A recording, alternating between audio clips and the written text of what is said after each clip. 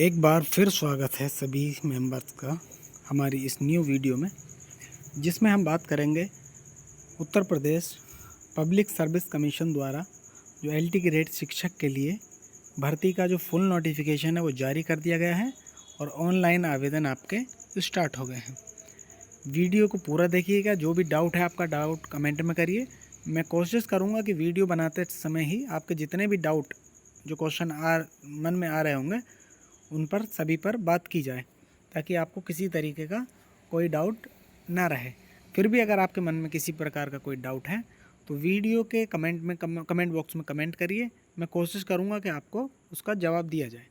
जैसा कि आप देख पा रहे हैं कि ये assistant teacher trained graduate teacher mail और फीमेल ब्रांच एग्जामिनेशन 2025 के लिए नोटिफिकेशन जारी किया है और इसके जो आवेदन शुरू हुए हैं 28 जुलाई 2025 यानी आज से इसका आवेदन स्टार्ट हो गया है।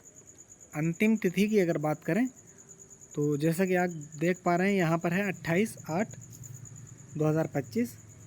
और उसके बाद अगर आपसे किसी प्रकार की कोशिश कीजिए कि फॉर्म तसल्ली से आराम से भरिए।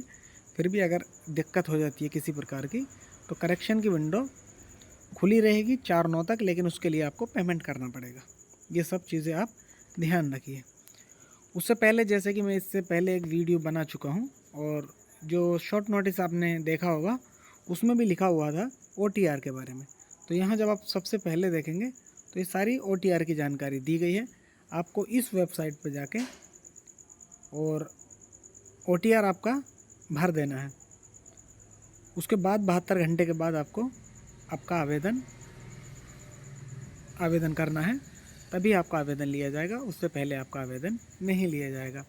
OTR करने के लिए ये वेबसाइट है और आवेदन या नोटिफिकेशन आपको देखने के लिए पूरी वेबसाइट upsc.up.nic.in पर जाना होगा। ये हुई हमारी डेट की बात। सीटों की जानकारी आपको पहले से ही है। एक बार और देख लेंगे कि किस ब्रांच में मेल और फीमेल में और सब्जेक्ट वाइज कितनी वैकेंसी किस कैटेगरी में आई हैं, क्योंकि जो न्यूज़पेपर में न्यूज़ आई थी उसमें ये सब जानकारी नहीं दी गई थी। उसके बाद अगर बात करें तो जो हम फॉर्म भरेंगे उसके लिए कितना चार्ज देना पड़ेगा।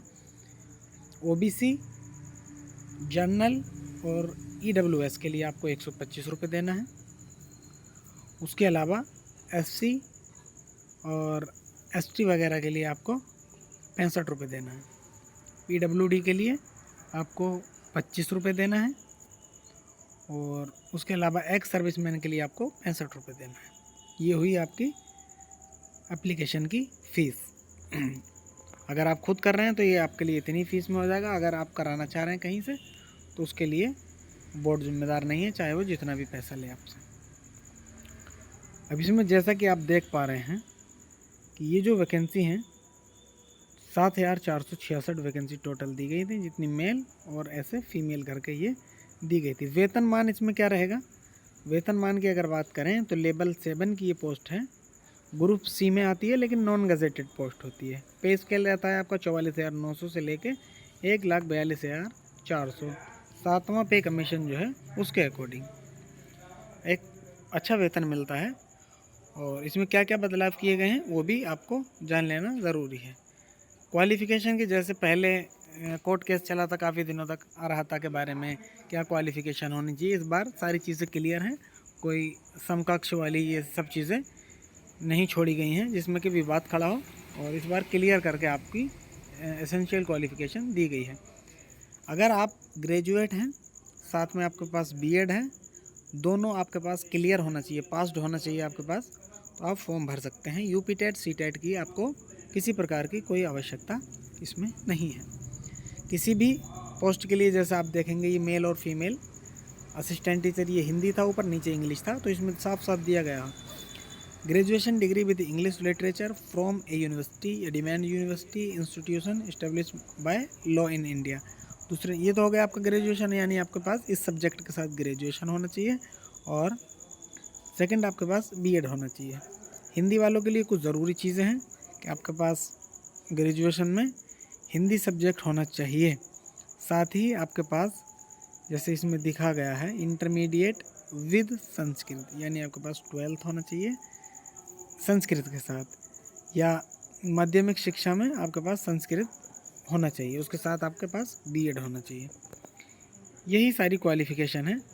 और अगर मैथ की बात करें, जहाँ मैथ में भी सारी जगह जितना KVS NVS देखें, DSSS भी देखें, TUP TGT देखें, LT ग्रेड देखें, सभी में कुछ ना कुछ बदलाव इन चीज़ों में देखने को मिलते हैं, एक हिंदी में और एक मैथ में, एक साइंस में। आपको देख लिया आपने, इंटरमीडिएट में आपके पास होना चाहिए, माध्यमिक में या इंटर में आपके पास संस्कृत होना चाहिए, हिंदी वालों के लिए ये ज़रूरी है। और जैसे कि मैथ वाले के पास आप देखेंगे तो मैथ में आपके पास मैथ सब्जेक्ट होना चाहिए, graduation degree with math as one subject from a university. इसमें डायरेक्ट दिया हुआ मैथ आपके पास होना चाहिए, लेकिन कुछ जगह पर आता है कि मैथ के साथ साइंस होना चाहिए, ये होना चाहिए, होना चाहिए। इसमें आप देख सकते हैं क्लियरली लिखा हुआ है। अब खासकर अगर हम बात करें, जिसके लिए हम अक्सर वीडियो बनाते हैं, ये वीडियो वैसे सभी के लिए है, तो हम वीडियो जो अक्सर बनाते हैं वो बनाते हैं TGT उर्दू या इस तरह उर्दू के जितने भी एग्ज़ाम होते हैं उनके लिए। यहाँ उर्दू वाले अपना देख सकते हैं, graduation degree with Urdu as a subject from, वैसे ही मतलब आपके पास ग्रेजुएशन उर्दू के साथ होना चाहिए, साथ में आपको बीएड होना चाहिए NCT से एफिलेटेड यूनिवर्सिटी या आपका कॉलेज से। ये सारी चीज़ें हो गई आपकी क्वालिफ़िकेशन के बारे में। अगर आप पढ़ना चाह रहे हैं तो ये आपको मेरे ग्रुप में मिल जाएगा, आप वहाँ से जाके पढ़ सकते हैं। ये सारी चीज़ें क्लियर हो गई हैं आपकी। चलिए आगे बढ़ते हैं। एज की अगर बात करें तो एज आपकी मिनिमम 21 वर्ष होनी चाहिए, अधिकतम 40 वर्ष होनी चाहिए। साथ ही आपके पास, अगर आप यूपी के निवासी हैं और आप SC ST OBC EWS इसमें कैटेगरी में आप जाना चाह रहे हैं, फॉर्म भरेंगे, तो आपके पास उसके लिए सर्टिफिकेट होना चाहिए। और जो आपकी लास्ट डेट होती है उससे पहले पहले आपके पास ये सारे सर्टिफिकेट होना ज़रूरी है। अब बात करते हैं सबसे अहम और सबसे ख़ास चीज़ की, यानी परीक्षा का पैटर्न। ये इस बार इसमें बहुत बड़ा बदलाव किया गया है। आपकी 2 परीक्षाएं होंगी, प्रीलिम्स और मेंस के रूप में। प्रीलिम्स आपका ऑब्जेक्टिव यानी होगा ऑब्जेक्टिव टाइप, और जो आपका मेंस होगा वो लिखित होगा। जैसे कि आप देख पा रहे हैं, ये प्रारंभिक परीक्षा यानी कि प्री है, जिसमें आपका प्रश्न पत्र होगा एक, प्रश्नों की संख्या होगी 150, जिसमें आपके 30 प्रश्न होंगे GK GS के, और उसमें 120 प्रश्न आपका जो मुख्य सब्जेक्ट है उससे आएंगे 120 क्वेश्चन। कुल अंक आपके 300 होंगे, यानी कि एक प्रश्न 2 अंक का होगा। समय आपको 2 घंटा यानी कि 120 मिनट दिया जाएगा। उसके बाद अगर हम देखें तो मेंस, और क्या होगा मेंस में, एक प्रश्न पत्र होगा, 20 क्वेश्चन होंगे, जैसे कि आप यहाँ पर देख पा रहे होंगे। एक प्रश्न पत्र होगा, 20 क्वेश्चन होंगे, 10-10 क्वेश्चन 2 हिस्सों में बांटे जाएंगे, group A group B 2 group बनाए जाएंगे, जिसमें जो ग्रुप A होगा वो होगा आपका शॉर्ट क्वेश्चन और लघु उत्तरीय, यानी कि 8 नंबर का एक क्वेश्चन होगा, जिसमें 80 नंबर का होगा, जैसे कि आप देख पा रहे हैं। 80 + 120 है। उसके बाद 10 क्वेश्चन जो आएंगे आपके वो दीर्घ उत्तरीय होंगे, जिसका जो 12 नंबर का एक प्रश्न होगा। लघु उत्तरीय में आप देखेंगे कि 125 शब्द में आपको कम से कम उत्तर देना है, और दीर्घ में 200 शब्दों में आपको आंसर देना है। ये हुई हमारी बात प्री और मेंस किस प्रकार से होगा। उसके बाद अगर बात करें तो सिलेबस क्या रहेगा। सिलेबस सबसे ज़रूरी है, तो आप सबसे पहले अपना अपना सिलेबस जो है इसको डाउनलोड करके देख सकते हैं। उसके अलावा अगर आपको जैसे चाहिए कि जो हमारा 30 क्वेश्चन है GK GS जिसको हम कहते हैं, उसके बारे में बात कर लेते हैं। सबसे पहले GK GS क्योंकि सबके लिए सेम रहेगा, तो इसमें हम देखेंगे सबसे पहले जनरल स्टडी है। इसमें history of India and Indian national movement रहेगा, ये आपको अच्छे से पढ़ना है। इंडियन एंड वर्ल्ड ज्योग्राफी आपका रहेगा, और उसके बाद इंडियन पॉलिटी रहेगा, कॉन्स्टिट्यूशन, पॉलिटिकल सिस्टम, पंचायती राज व्यवस्था, ये सारी चीज़ें आपकी इसमें रहेंगी। 4th नंबर पे इकोनॉमी और सोशल डेवलपमेंट रहेगा। उसके बाद अगर हम बात करें तो इसमें आपका साइंस रहेगा, करंट अफेयर्स रहेगा। जैसा कि आप देख पा रहे होंगे, करंट इवेंट नेशनल और इंटरनेशनल दोनों हैं। इंडियन एग्रीकल्चर यानी कृषि भी रहेगा, जनरल साइंस भी रहेगा, और मैथ्स भी रहेगा। ये सारी चीज़ें आपकी रहेंगी और ये हमारे 30 क्वेश्चन होंगे, इसी से सब आएंगे।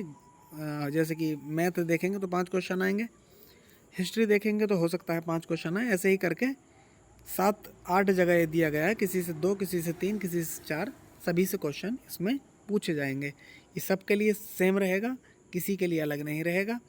भले ही पेपर अलग अलग हो, एक जैसा ना आए।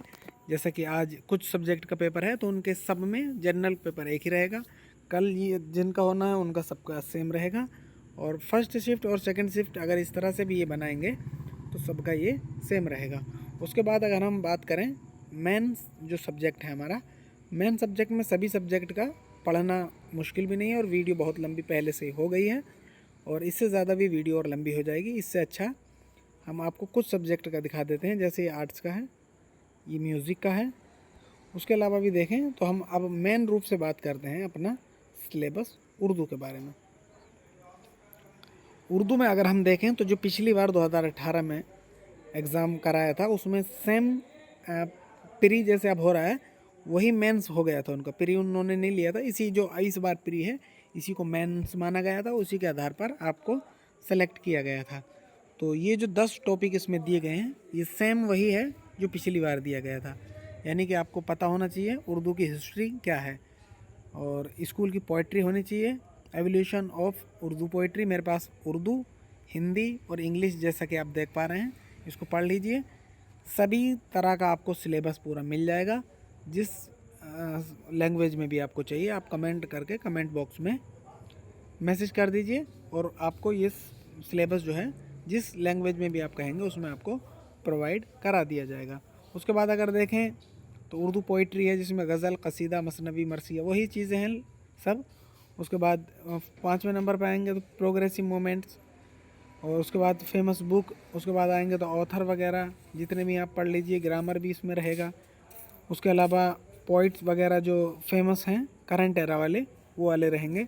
उसके अलावा न्यूज़पेपर और मैगज़ीन के बारे में आपको जानकारी होनी चाहिए। ये प्री में 120 नंबर से इसी से क्वेश्चन आएंगे। पढ़ने के लिए अगर आपको कोई बुक चाहिए तो आप कोई भी गाइड ले सकते हैं किसी भी ऑथर की। नाम लेना ठीक नहीं है, चाहे वो किसी भी आपको नेट जेआरएफ की हो, टीजीटी पीजीटी की जो फेमस बुक हैं वो आप ले सकते हैं। और लिखित के लिए आपको डिटेल में पढ़ना होगा, जिसके लिए आपको ग्रेजुएशन और पोस्ट ग्रेजुएशन का सिलेबस किसी भी यूनिवर्सिटी का, चाहे जामिया मिल्लिया इस्लामी हो, मौलाना आज़ाद नेशनल उर्दू यूनिवर्सिटी हो, किसी भी यूनिवर्सिटी का आप जो फेमस यूनिवर्सिटी है सेंट्रल गवर्नमेंट की, कहीं से भी आप बुक लेके पढ़ेंगे। फ़िलहाल प्री की तैयारी करने के लिए आपको 2 या 3 महीने का समय मिलेगा। एग्ज़ाम हो सकता है नवंबर में हो, उसके लिए आप जो कैलेंडर है वो कैलेंडर देख सकते हैं। नवंबर में लगभग 3 डेट्स ऐसी हैं जो रिज़र्व की हैं यूपीपीएससी ने। हो सकता है कि प्री एग्ज़ाम उसी 3-4 दिन में करा लिया जाए, तो उसके हिसाब से आप तैयारी, उससे पहले भी हो सकता है, जल्द ही सूचना जारी कर दी जाएगी। यूपी टीजीटी की तरह 6 साल, 5 साल, 2 साल, 3 साल ऐसे चलने वाला सिस्टम नहीं है, क्योंकि यूपी पीएससी इसको कराएगा। तो आप ध्यान रखें कि बहुत ज़्यादा समय आपको नहीं मिलेगा। ऑनलाइन स्टार्ट होने से लेकर ऑनलाइन स्टार्ट होने के बाद जो 1 महीने का समय है ये मिलेगा। हो सकता है 1 या 2 महीने आपको एक्स्ट्रा समय दिया जाए, उससे ज़्यादा आपको मुझे नहीं लगता कि समय दिया जाए। और ये सच भी है, पिछले जो भी आप एग्ज़ाम देखेंगे ज़्यादातर यूपीपीएससी का, चाहे वो पीसीएस हो, आरओ या आरओ इस बार लेट हो गया है, नहीं तो ज़्यादातर एग्ज़ाम टाइम पे होते हैं, रिज़ल्ट टाइम पे जारी किया जाता है, सभी चीज़ें इसमें टाइम टू टाइम की जाती हैं। इसलिए आप वेट मत करिए कि यूपी की भर्ती है तो आपको बहुत लंबा समय मिल जाएगा, 5 साल 6 साल। वीडियो बहुत लंबी होती जा रही है, बहुत से लोगों के को ये वीडियो जैसे ज़्यादा लंबी हो जाती है तो उसमें आपको दिक्कत होती है। इसलिए वीडियो ज़्यादा लंबी ना करके, अगर आपका किसी भी प्रकार का कोई भी डाउट है तो आप कमेंट बॉक्स में कमेंट करिए, मैं उसका जवाब आपको पर्सनली दूंगा। जाते जाते एक बार बात कर लेते हैं सीटों के बारे में। जैसे कि आप देख पा रहे हैं कि आपको हिंदी है सबसे पहले, इंग्लिश है, इनकी सीटें आपको नंबर ऑफ़ वैकेंसीज़ यहाँ पे दी गई हैं। ये मेल और फीमेल ब्रांच की अलग अलग हैं। ये अभी फ़िलहाल आप मेल ब्रांच की देख रहे हैं, तो इसमें अनरिजर्व में इतनी है, EWS, OBC, SC, ST, PH, ex serviceman, DFF सभी की दी गई हैं। स्पोर्ट पर्सन के लिए इतनी सीटें रखी गई हैं, तो सभी की आप देख सकते हैं। उर्दू के बारे में अगर हम बात करें तो टोटल 102 सीटें हैं, जिसमें 43 जनरल कैटेगरी के लिए हैं, ईडब्ल्यूएस के लिए 10 हैं और 26 सीटें आपकी ओबीसी के लिए दी गई हैं। उसके अलावा एससी के लिए 21 हैं, एसटी के लिए 2 सीटें हैं। पीएच के लिए 4 सीटें हैं, एक्स सर्विसमैन के लिए 5 सीटें हैं, डीएफएफ के लिए इसमें आप देख पा रहे होंगे 2 सीटें हैं और स्पोर्ट पर्सन के लिए भी इसमें 2 सीटें हैं। तो आप अपनी कैटेगरी के हिसाब से इसमें सिलेक्शन कर सकते हैं। अदर स्टेट वाला कोई भी इसमें फॉर्म भर सकता है और उसमें आपको जनरल में फॉर्म भरना होगा। OTR रजिस्ट्रेशन करते टाइम ध्यान रखिए कि OBC SC ST कैटेगरी को आपको बड़े अच्छे से ध्यान रखना है। कुछ और अहम पॉइंट हैं जिसके बारे में हम अभी बात कर रहे हैं जो बहुत ही आपके लिए फ़ायदेमंद रहेंगे। 2 मिनट वीडियो और देख लीजिए, सारे डाउट आपके लगभग क्लियर हो जाएंगे। दूसरी बात आपको ये ध्यान रखना है, महिलाएं, जितनी भी हमारी महिलाएं हैं उनके लिए अलग से सीटें दी गई हैं। तो मेल कैटेगरी में जैसे आपको फॉर्म फिल करके मैं आपको कल OTR वाला और जो एप्लीकेशन फॉर्म है वो करके दिखाऊंगा, तो आपको उसी कैटेगरी में भेजा जाएगा। मेल या फीमेल ऐसे करके अगर आपसे ऑप्शन पहली बात तो मांगा नहीं जा रहा है, और अगर किसी प्रकार से मांगा जाएगा तो आपको फीमेल ब्रांच में ही अप्लाई करना है, अन्यथा आपका फॉर्म रिजेक्ट हो सकता है। दूसरा कहना ये था कि जो एग्ज़ाम रहेगा उसमें 1/3 की निगेटिव मार्किंग रहेगी, यानी कि आपने अगर एक क्वेश्चन ठीक किया है और 3 क्वेश्चन आपके गलत हो गए हैं तो वो आपको एक क्वेश्चन आपका डिलीट कर दिया जाएगा, उसके अंक आपके नहीं जोड़े जाएंगे। इन चीज़ों का भी ध्यान रख के तैयारी करिए। बड़ी डीपली आपको तैयारी करना है, बहुत सारी चीज़ें सोच समझ के आपको तैयारी करना है। किसी भी प्रकार की आपको कोई समस्या हो, कोई जानकारी आपको चाहिए, मेरे इसी यूट्यूब के कमेंट बॉक्स में आप कमेंट कर सकते हैं। ग्रुप का लिंक मेरे डिस्क्रिप्शन में दिया हुआ है, वहाँ से आप ग्रुप में भी जुड़ सकते हैं। और अगर किसी भी प्रकार की और ज़्यादा समस्या हो तो आप व्हाट्सएप पे केवल मैसेज कर सकते हैं, फ़ोन ना करें। उम्मीद है कि वीडियो आपको पसंद आई होगी। वीडियो अगर अच्छी लगी हो तो वीडियो को लाइक करिए। आपके काम की ना होकर किसी आपके आस पड़ोस जानकारी में अगर ये किसी के काम की वीडियो है तो उस तक शेयर कीजिए। वीडियो और नौकरी से संबंधित किसी भी तरह की अपडेट पाने के लिए चैनल को सब्सक्राइब कर लीजिए, इस पर सभी प्रकार की जानकारी दी जाएंगी। जाते जाते मैं आपको एक बात और कहना चाहता हूं कि उर्दू वाले कोई भी कैंडिडेट यदि हमारे पास से तैयारी करना चाह रहे हैं तो मेरे पास नोट्स अवेलेबल हैं, जो आपको 5 से 7 दिन में हाथ से लिखे हुए नोट्स मुहैया कराए जाएंगे, जो जनरल पेपर और उर्दू जो आपका सब्जेक्ट रहेगा दोनों के लिए होंगे। बुक्स अगर आपको किसी प्रकार की कोई चाहिए किसी भी सब्जेक्ट की तो आप मुझे कमेंट करके कमेंट बॉक्स में कमेंट कर सकते हैं।